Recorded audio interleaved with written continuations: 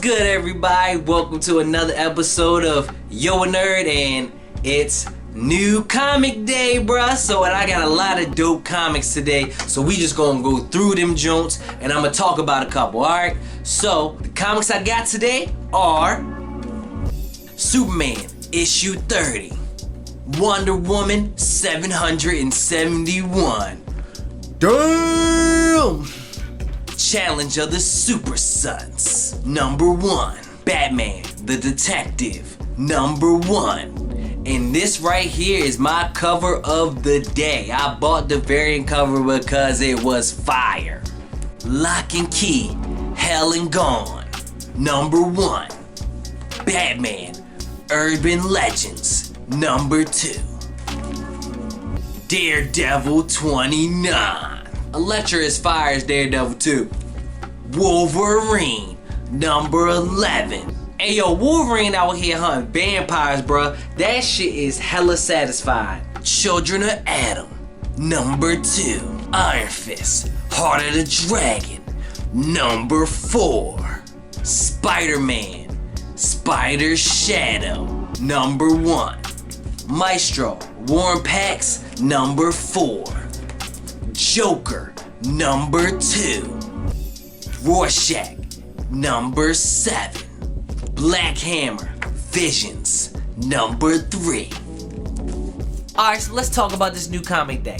A lot of these comics were fire. I'm kind of mad that I didn't really get any independent comics, that I got mostly, the big two, but hey, it be like that sometimes. But even though I didn't get a lot of independent comics, the ones from the big two were fire. They were dope as hell, bruh. So we're gonna talk about a couple. Honorable mentions: Wonder Woman 771. We get to see Thor in that joint, DC's version of Thor. He a punk, but we get to see his ass. Batman the Detective, and this joint is giving me the Dark Knight Returns vibes. It's not as good as that, but it's giving me vibes of that. Also, Lock and Key was fire. I need to get into the Sandman universe.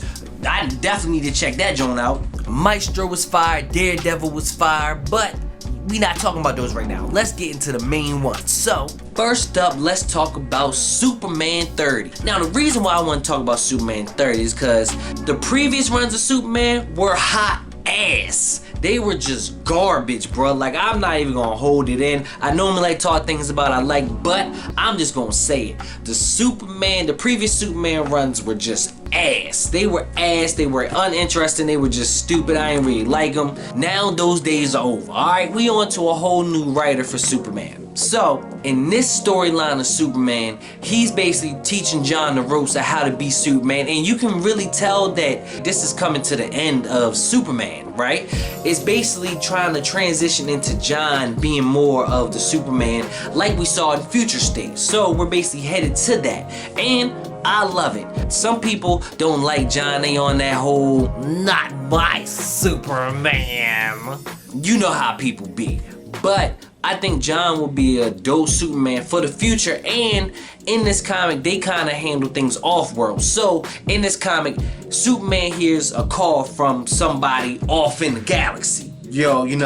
Off in the galaxy. So they go out there, and they basically gotta handle some business on this planet. Previous story, Superman thought he had killed something, but he didn't. So, I love that. I love Superman being basically Superman of space, and then John being Superman of Metropolis.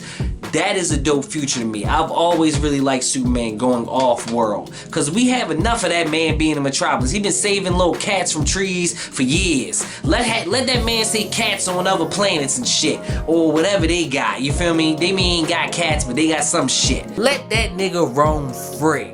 But this comic is one of my favorites of this week. I really love it because it allows me to get back into Superman and actually like it, and also it gives me a dope storyline that's really interesting. Superman and his son, their dynamic is dope.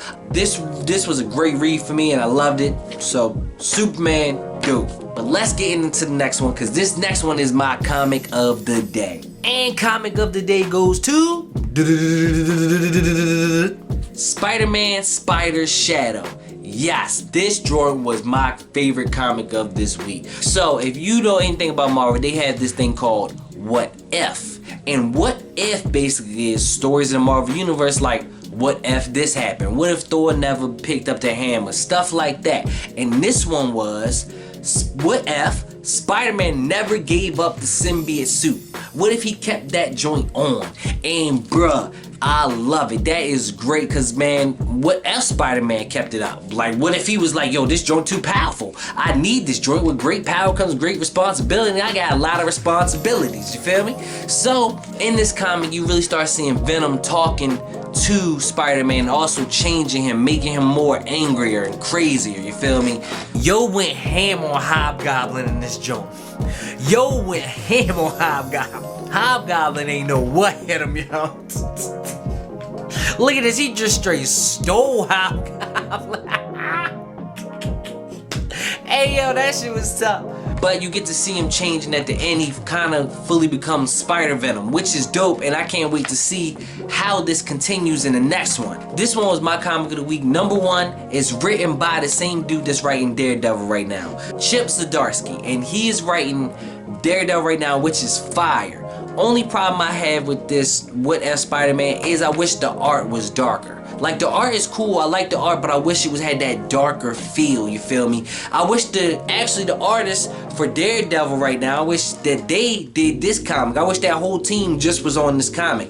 But no shade to the artist, cause it's still dope art, but I just wish it was darker. But if you get a chance to, please pick up Spider-Man Spider Shadow. You don't have to know no backstory. You already know he gets the symbiote suit. We all know that. This is just basically what if he never gave it up. So please check that joint out. Alright? Do that. And those are all my comics of this week. Thanks for watching, Yo Nerd. I will be back. Peace.